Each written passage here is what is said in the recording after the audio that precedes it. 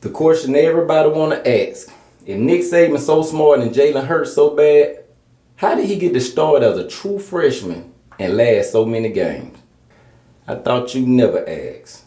I can talk Bama football all day, but I'm going to try to make this quick for you. One thing everybody around college football will say is Alabama go keep a great D, a run game, and a game manager at quarterback. We might not get your Peyton Mannings, Andrew Lucks, Aaron Rodgers, etc., but we got a formula set in place that makes us the best program of all time, despite not having a highly sought-after NFL caliber talented quarterback every year. Let's go back starting with the 2000 era, right before the Saban era. Tyler Watts, Brody Croyle, John Parker Wilson, Greg McElroy, A.J. McCarron, Blake Sims, Jake Coker, Jalen Hurts. All these players match the same criteria we have at quarterback every year. Same players, different year, different outcomes, except for two, Blake Sims and Jalen Hurts. Lane Kiffin is the reason for this shift in our quarterback recruiting. To prevent becoming a fossil offense, dinosaur type offense, and the team solely relying on the D, Saban brings in highly praised offense coordinator Lane Kiffin to run the team on O. Only one position we slacked at, and of course, it was quarterback. We ain't slack as in sorry options. It just wasn't the quarterbacks for the new system we had in play. Options at quarterback in 2014, Alec Morris, transfer Jake Coker, Blake Sims, Cooper Bateman, and David Cornwell. Kiffin, 11 mobile quarterbacks, chose Blake Sims to run the show. Sims eventually broke the single season passing record under Kiffin. And second on the A.J. McCarron in single season touchdown. Had the second most passing yards in a game with 445 versus Florida. And only Gary Hollingsworth threw for more touchdowns in a game with 5. Sims threw for 4 twice. These numbers came from great play calls, A1 players all around him, and the ability to connect on the dialed up plays. After the season, you got to remember, we only have traditional quarterbacks in the stable. Blake had 1 year left when Kiffin arrived. If Kiffin didn't arrive the year before, who to say Jay Coker wouldn't have played 2 years at start in the pre-Lane Kiffin offense? Instead, he starts his second year, which is Lane's second year as well, even though Lane landed his first golden nugget in the form of Blake Barnette on his recruiting trail. Now Kiffin got the ideal player to run his O, opposed to just picking what's available from the Saban game manager stable. Let's not forget, Blake will be a true freshman. And let's be clear, even if your quarterback is a true beast, you don't really want to throw him in that fire as a true freshman. Especially when you have old experienced players who might not be as talented but have 3 to 5 years of experience to process college ball better, opposed to a top-ranked kid who only been beating up on lackluster opponents in high school thus far at the most. With this being said, Coker wins out the starting role as a 5th-year senior, with most of us insiders thinking that Lane's 5-star recruit will be taking over next year. Fast forward, we win the championship. Coker is set to lead. And Blake Barnette, who battled for the job as a freshman, is ready to take over as signal caller. Okay, well let's rewind to the championship game for a sec. In preparation for it, in practice, we line up a true freshman early enrollee at quarterback to mimic Deshaun Watson. Let's fast forward to the season. Rumors were that Cooper Bateman had the edge over Blake Barnette. The main position you want experience at on the team is quarterback. And though Blake was a 5-star recruit, he's still young. Junior and senior years when you want most quarterbacks to take over, unless you got a once-in-a-while undeniable talent. That player may see the field as a sophomore, but still hard to slide them in as a true freshman, although it does happen. By the time game 1 actually come around, Blake's get the start. Kiffin has his man. And then this happened. Yeah, they do drop back, but they hit him hard, knocked down a sack. They claim he seemed a little shook, but when I saw the replay, I felt there was something more of a mild concussion. He got up stumbling, with his hand still holding the ball, and the ball wasn't even in his hand, but his hand still cupped as if he thinking he's holding the ball. Plus he got a shoe missing. I barely saw it here, but when watching the replay on the news after the game, their angle showed a longer clip of him getting up, and oh man, it looked bad. But he still came back later in that game. We'll get to that too. In comes Jalen Hurts, the guy we was hearing about from the practice leading up to the championship game. And here's why you can put Jalen Hurts in as a true freshman opposed to Blake Barnette, Tua, etc., etc. Your main thing as a quarterback is to pay the drop back, read the defense, make the best decision on where to go with the ball by looking for the player whom the play is designed to go to, or checking down the other receivers if that player is covered, and bailing out if no one is open or too much time has passed while in the pocket. Jalen does not have to go through all that. Jalen is a one-read runner. We can stick him in the fire even as a true freshman because he's not going to go through all the progressions that we ask from most quarterbacks. Lane promised he could change him into a pro-style passer because we all know NFL is not in his future the way he played ball in high school as a run-first quarterback, the one we know now. But because we need a little more time for things to settle in for Blake, we experiment with Jalen. Not to make him the full-time starter for the year, but to buy us time. Jalen only threw for 118 yards against USC, and that was on 2 plays. Outside of those 2 busted plays, he had 7 yards. So don't think the quarterback job was won. Actually, the best balls thrown that day was from Blake Barnette. These are the type balls we need. Check downs and on the money pass to open players. Fast forward. We the insiders are thinking Blake would be the starter by the start of the SEC season or mid-season. You really want to wait another year to debut a quarterback, but you know how these big-time recruits get, play me now or I'm transferring. I started to notice the lack of accuracy being that I'm against run-first quarterbacks anyway, and started saying this guy, Hurts, looks smooth because he's different, but you can't win a ship like this. You bring a quarterback in like this for special packages here and there, not for a whole game. And we knew that. He was temporary until the unthinkable happened. Blake Barnette transferred. And yes, I was pissed because I warned my partner, the other half of this unofficial assistant coaches tag team duo, that if we keep starting this kid, we're going to lose all our quarterbacks. And we did. But I didn't think Blake would transfer as well. It was still his job to take during the season, especially when other teams figured out Hurts' flaws. We were now stuck with a one-dimensional quarterback. Yes, Abe was mad, and that's why he called him out. We were stuck with a quarterback that we originally brought here to train up over the years to unleash as maybe a senior or a fifth-year quarterback, but instead was thrown into the fire before learning, so basically forced to play the same way he'd been playing, which is that of an athlete, not a quarterback. Okay, we see how he got in the game. But how did he last so long? Outside of the fact that all the quarterbacks transferred, you're now giving this guy the SEC Freshman Player of the Year. Ain't been given away since Herschel Walker. And now you're talking Heisman talk. How we go bench this guy? It's not like he actually out here ripping up the stat sheets. It's because he's winning on the #1 team in the nation, and ain't nobody else on the team worth giving an award to, because guess what? The running backs ain't really eating. Because the box is stacked up, the receivers ain't really eating because he won't throw the ball except for jet sweeps and screen passes. So guess who go get all the accolades on offense? Hey, let me tell y'all something y'all forgot real quick, and I'll let y'all get back to the program. The year he won that award, preseason favorites Leonard Fournette, Joshua Dobbs, and Nick Chubb, largely forgettable seasons plagued by injury and ineffectiveness. The hottest quarterback lighting it up mid-season, Chad Kelly and Trevor Knight, both go out with season-ending injuries. Cameron Petway looks like he's going to take the award and gets injured versus Vanderbilt. The award actually looks like it's coming down to Alabama tackle Cam Robinson and LSU center Ethan Posick, but it was later rewarded to Jalen Hurts in a down year in the SEC. But that award is one of the reasons it was hard to bench him the following year. Back to your scheduled program. Now, with all these other announcers looking at every team in the league, they don't see what we see with Jalen. Especially people like me who only focus on Alabama. Y'all looking at all those other different teams and get a little glimpse of Alabama and try to come with y'all assessments or what y'all thinking. No, y'all just guessing.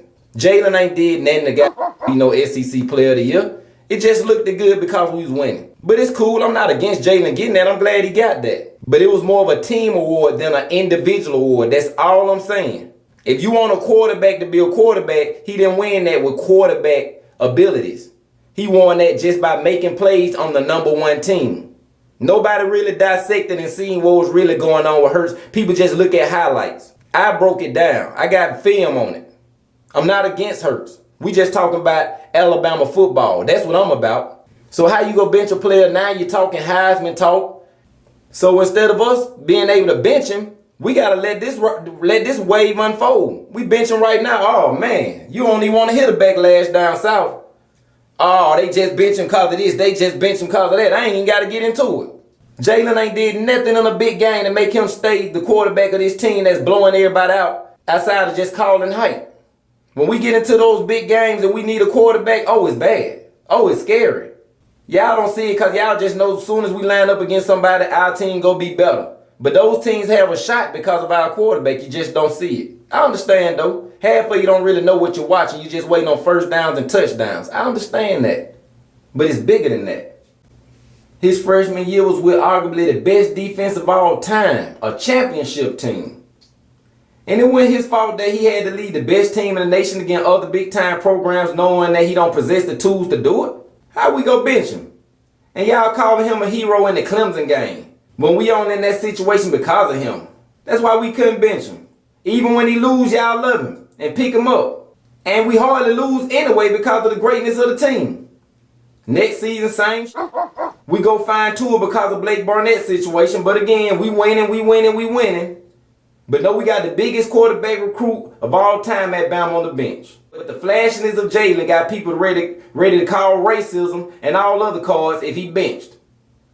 We struggle versus every top-ranked team we faced.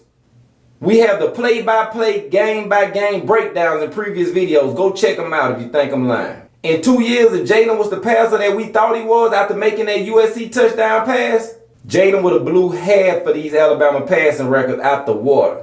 Defenses gave him the passes, especially long range, almost every play.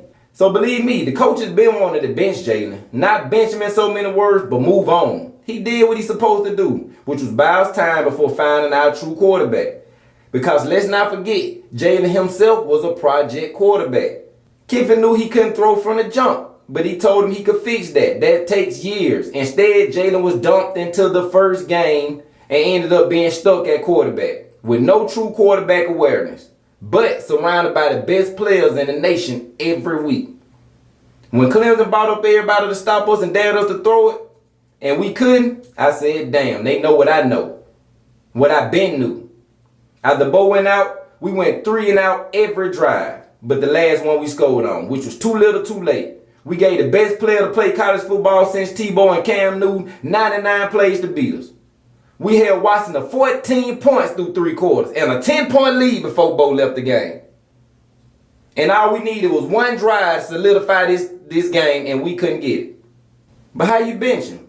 When so many fans out here crying out for him to start. For what reason? Tell me why. Any white person say Jalen ain't the one and they are instant racist. Any black person say Jalen ain't the one and they are instant hater. Which big game in those 2 years made you a true Hurts fan? Most of you don't know the true details. All that matters is we won. It's chess, not chuckles.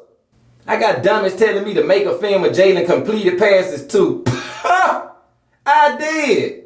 I just didn't pick through his bad throws. Go look at It's All Good 37 highlight vids. Go look at Chris highlights. Go look at Game 6 highlights. All highlights of Jalen. The throws in those films are in my films. The only thing is they put runs in their film too. Matter of fact, they hold down films run except for 2 or 3 plays. Same plays he was making in high school. All runs and throws to players super open. So quit acting like I'm making him look bad by posting his body of work. We had 3 NFL offense coordinators work with Jalen, calling the best plays for the best receivers. And we go 1 out of 19 on deep balls. Plays you have to make when teams taking away everything underneath you. But this ain't Jalen's fault. He a good kid. I love Jalen. I'll write a letter for recommendation for anything he needed, except to play quarterback at Alabama. Why not Georgia Tech? Triple option, better throw the ball. Oh man, that sounds like a dream job for Jalen. But y'all want him to play at Alabama. Name another school Jalen would have went 26-2 at. Name one other school. If you're too shy to leave a comment, damn it, email me. 26-2. That's all y'all want to say. Kiss my 26-2. The team was 26-2. Damn defense outscoring half the offense we played. We ain't need them but 2 games. The only games we need him in, he don't show up. Okay, this ain't about Jay. This about y'all. Jalen know he can't throw. Jalen doing what he can do, and I understand that. But for y'all to say this is what we need at quarterback, that's why I have a problem. So we just putting anybody at quarterback since we so great. We just put athletes back there, running backs back there, receivers back there. Anybody in quarterback at Alabama. Oh, so we don't need a quarterback, is what y'all saying. Imagine if all sports did this. Let me think. Imagine if all sports did what we doing. Let me call up Allen Iverson in his prime and tell him come play center for my new team I got coming up on basketball. Come play center, AI. Matter of fact, let me call up Refrigerator Perry and tell him to come play wide receiver for my new team. Matter of fact, let me get Tom Brady on the line. Tom, I need you to become anchor leg for this new track team I got coming up. Since we just put any position anywhere, what is y'all watching? You cannot look at these film breakdowns and say, this OG call, I'm keeping him. Why is you keeping him? Give me a reason we sticking with Hurts. The truth hurts, and Hurts is hurting us. And it ain't his fault. It's the biggest stage in college football. And he's not a true quarterback. He got away with it in high school. He got away with it in them 2 years in Bama because he's around 5 stars everywhere that's shielding his inabilities. An offensive coordinator that's calling plays designed for his lack of accuracy. Designed for his lack of being a quarterback. We have disguised this, but the word is out. Every team played us with the same defense. You bring Hurts in for a few possessions. You don't let him play a whole season. We playing rugby. People talking about Georgia didn't have film on Tua. That's how Tua excelled. That's a lie. Kirby Smart said not only did they have film on Tua, but he predicted that Alabama would start him in the second half and warned his team about it. Y'all just be talking. Get for real. Go to the water cooler at work and be pulling ass that you done made up. You can say what you want about me, but I'm telling you facts. Miss me with them biased opinions. Jalen is not a dual threat. Show me where his passes are a threat. Okay, so as a parent then, for all these fans that want Jalen so bad, what do you say to your 4 or 5 star receiver who is burning players left and right but never get a look? This receiver is your son now. What you tell your son out there burning his ass off? Y'all whole life and future depends on his play on the field. And he's excelling. He's killing. But nobody knows it but me and the other people who really watching the game. Half of you ain't watching nothing, just waiting on it to say win or loss. Walk to your job, walk back to the TV, walk and drink a beer, walk outside, walk. Y'all ain't really watching football, playing cards, downstairs. Half of you doing a lot of stuff I'm watching. And when it's over, I'm rewinding. And the next day, I'm back on it. Every game saved. Half of you just around here watching. I don't care if you go back to the Bear Bryant area, you still probably don't know as much about Bama as me. I do this. You don't know how to break down the game or assess what you're watching. You're just looking, waiting for first downs and touchdowns. You don't know football. As a father, what you say to your big-time running back son who killing it at practice, only to line up in the game versus the whole defense? Everybody in the box. Ain't nobody respecting our pass. Everybody up. Jalen did his job. He can wear that 25-2 across his chest and go wherever he want and say he went 25-2 at Alabama, whether it was on him or not. He did his thing. Why y'all trying to hold on to that? I don't get it. No one is owed anything. It's called best player available. That's why you come to Bama. Jalen snuck in and got 2 great years. He's supposed to have been at the latter half of his career, but he got him early. And what? He did his job. Great for Jalen. If he want to stick around, that's cool. But it ain't going to be his quarterback. And half of y'all there already talking down on Tua. That's some real hate. Just because Jalen ain't working out. You already want to say what Tua ain't going to do. But you a Bama fan. I'm just telling y'all what I saw with Jalen. I'm not hating on him. You can say what you want about Tua if he come in here and stank it up like this. If Tua go 1 for 19 on his deep ball, I'll take down every film I got. Even with all that going down with Jalen, I said Jalen still my quarterback until Saban make a switch. Because in Saban I trust. We ain't gonna have Saban forever. Every year he here, I need a chance to win. Jalen does not help our chance of winning. Once Saban go, we could be right back in that funk that we was in before he got here. So every year he here, I want our best opportunities to win. We do not have 30 more years with Nick Saban. People keep talking about, well, I know Tua better, but it ain't no buts. Ain't no cigarettes over here. And this ain't no gentleman's club. Quit talking to me about butts. I don't smoke squares. This ain't no damn ass shaking contest. Quit with all these butts. Put the better person on the field. People acting like I'm hating when his daddy told him he in this whole quarterback situation because of his play. And because I showed a video that his dad speak of, I'm a hater. His daddy said it. It ain't his fault. We knew he couldn't throw. Just circumstances landed him to be that quarterback at the time he was, and Blake Barnette didn't trust the process and left. Damn, down 4 quarters, we doing quarterback sneaks. Y'all talking about what Jalen did off the field. That don't matter what he did off the field. I'm talking about on the field. Hell, let him run for class president. He got my vote. We talking about quarterbacks. Got to be kidding me.